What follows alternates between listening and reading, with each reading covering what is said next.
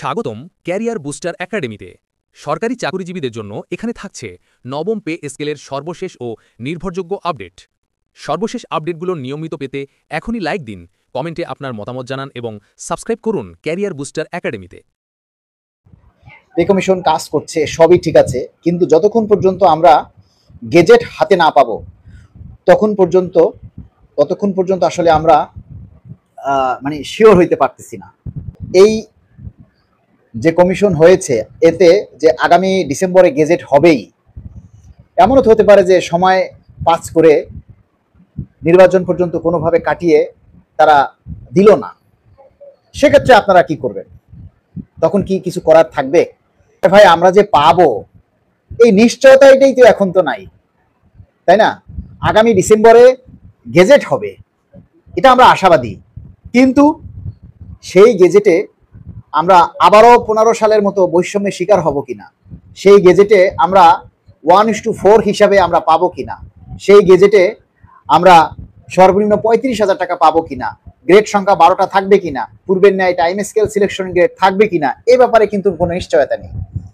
তাই আমাদের 17 তারিখের কর্মসূচির উদ্দেশ্য হলো এই দাবিগুলি যাতে সরকারের কাছে আমরা উপস্থাপন করতে পারি। কেননা পে কমিশনে আমাদের যে দাবির প্রস্তাব আমরা জমা দিয়েছি, পে কমিশন বলেছে যে আমাদেরকে একবার না 10 বার ডাকবেন, কিন্তু 10 বার তো দূরের কথা, এখন পর্যন্ত একবারও ডাকলেন না।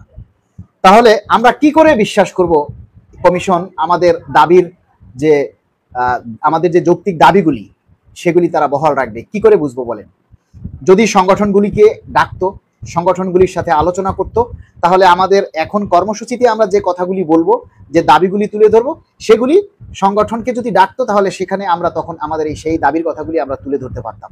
ওনারা তো সংগঠনগুলিকে ডাকতেছেন না। তাহলে ডিসেম্বরে যে গেজেটটা হবে সেটার উপরেই বা আমরা কিভাবে ভরসা রাখবো? কারণ আমাদের অর্থ উপদেষ্টা তো এক এক সময় এক একটা কথা বলে, তাই না? তিনি সকালে একটা বললেন, পরের দিন দেখা গেছে উনি আবার আরেকটা বলেন।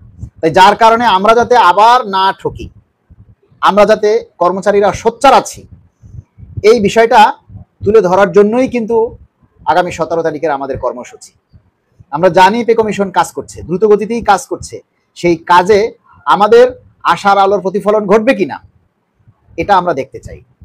তাই আগামী 17 তারিখ দল মত নির্বিশেষে আমরা সবাইকে উপস্থিত থাকার জন্য আহ্বান করছি। বাংলাদেশের যত পেশাজীবী সংগঠন আছে, বাংলাদেশের যতগুলি ফেডারেশন আছে, প্রত্যেকটা সংগঠনেই সরকারি কর্মচারীরা এই সংগঠনগুলি করে। আমরা সেই সংগঠনগুলোকে সবাইকে বলবো, এখানে দল বা সাংগঠনিক দিক চিন্তা না করে আপনি একজন সরকারি কর্মচারী হিসেবে বিবেচনা করে নিজের বেতন ভাতা, নিজের অধিকার আদায় করার জন্য, যেহেতু 17 তারিখ একটা প্ল্যাটফর্ম তৈরি হচ্ছে, 17 তারিখ একটা ক্ষেত্র তৈরি হয়েছে, সেই 17 তারিখে আপনারা সবাই উপস্থিত হন। অবশ্যই আমরা শান্তিপূর্ণভাবে, আমরা অন্যদের মতো সহিংস কোনো আচরণ করব না, আমরা অন্যদের মতো এমন কোনো কাজ করব না কারণ যেটা আমাদের বিপক্ষে যায়। তাই সকলে আমরা উপস্থিত চাই।